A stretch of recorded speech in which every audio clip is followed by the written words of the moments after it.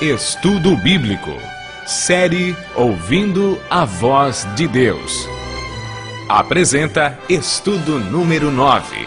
A verdade sobre a morte. A morte é uma inimiga cruel e a maioria das pessoas já sentiu a dor e a tristeza que ela traz. Hoje, no mundo cristão, há muitos ensinos sobre o estado do homem na morte. Alguns creem que os bons, quando morrem, vão direto para o céu.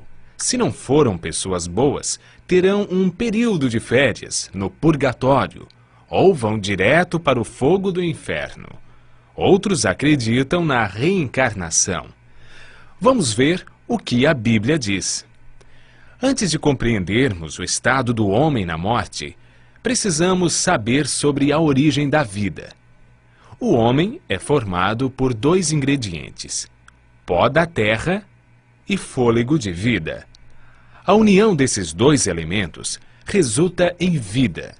Gênesis capítulo 2, verso 7 declara: Então formou o Senhor Deus ao homem do pó da terra, e lhe soprou nas narinas o fôlego de vida, e o homem passou a ser alma vivente. É importante notar que o homem, ao ser criado, não recebeu uma alma, mas tornou-se alma vivente. Isto significa que quando falta um desses dois elementos, pó ou fôlego, a alma morre.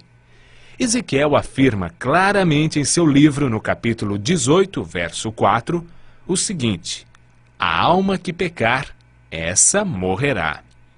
O ensino da imortalidade da alma não tem fundamento bíblico.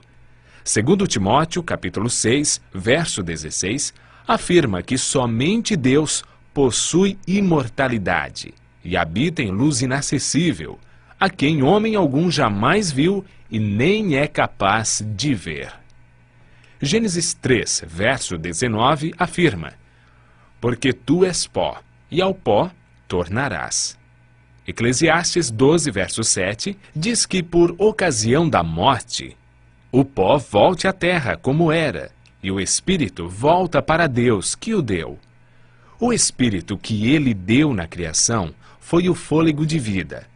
A palavra espírito, que vem do hebraico ruach e do grego nefesh, é empregada 1.700 vezes na Bíblia, sendo algumas vezes traduzida por fôlego e outras por espírito, podendo ser usadas alternadamente.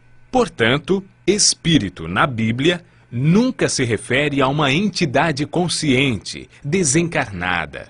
Pelo contrário, Davi afirma: os mortos não louvam ao Senhor, nem os que descem ao silêncio. Salmos 115, 17. O homem, ao ser criado, recebeu imortalidade condicional. Para mantê-la, deveria viver em obediência.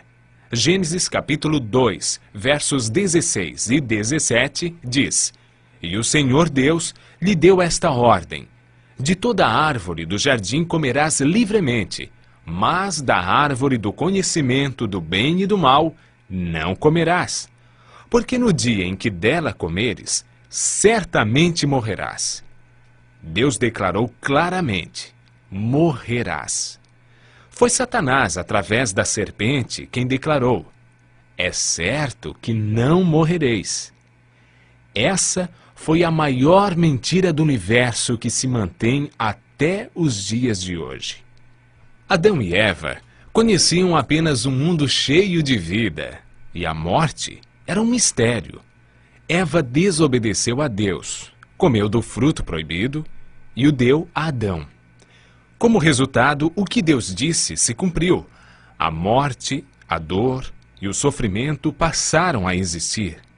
Após o pecado, herdamos uma natureza egoísta, que não tem prazer em estar na presença de Deus. O que a Bíblia ensina sobre o estado do homem na morte? Lemos em Eclesiastes 9, versos 5 e 6. Os vivos sabem que hão de morrer, mas os mortos não sabem coisa nenhuma, nem tampouco terão eles recompensa, porque a sua memória jaz no esquecimento. Amor, ódio e inveja para eles já pereceram, para sempre não têm eles parte em coisa alguma do que se faz debaixo do sol. A Bíblia diz que os mortos não sabem coisa alguma, portanto, não podem comunicar-se com os seres vivos, nem os vivos com eles. A pessoa, quando morre, permanece na sepultura, em um estado de inconsciência. Jesus considerou a morte como um sono. Antes de ressuscitar a Lázaro, afirmou: nosso amigo Lázaro adormeceu, mas vou despertá-lo. Jesus apresenta a solução para a morte em João capítulo 5, versos 28 e 29. Não vos maravilheis disto, porque vem a hora em que todos os que se acham nos túmulos ouvirão a sua voz e sairão, os que tiverem feito o bem para a ressurreição da vida, e os que tiverem praticado o mal para a ressurreição do juízo, que ocorrerá após os 1000 anos. O que receberão aqueles que participarem da primeira ressurreição, a ressurreição da vida?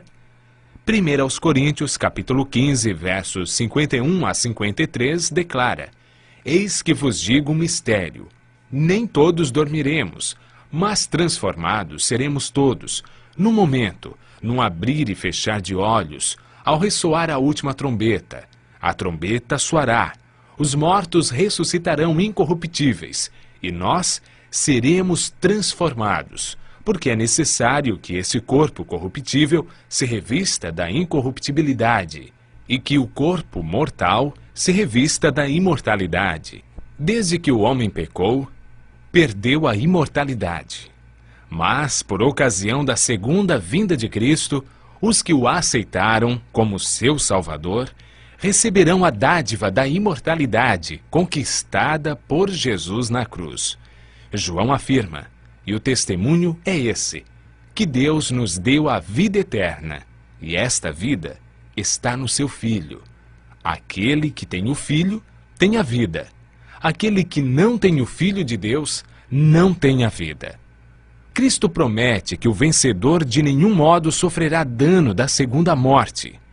Aqueles que aceitam a Cristo e a salvação que Ele traz, experimentarão alegria indescritível por ocasião de sua vinda. Desfrutando felicidade eterna, passarão toda a eternidade em companheirismo com o seu Senhor e Salvador. Continue ouvindo a voz de Deus e obedecendo a sua palavra, e desfrute pela fé a esperança da imortalidade.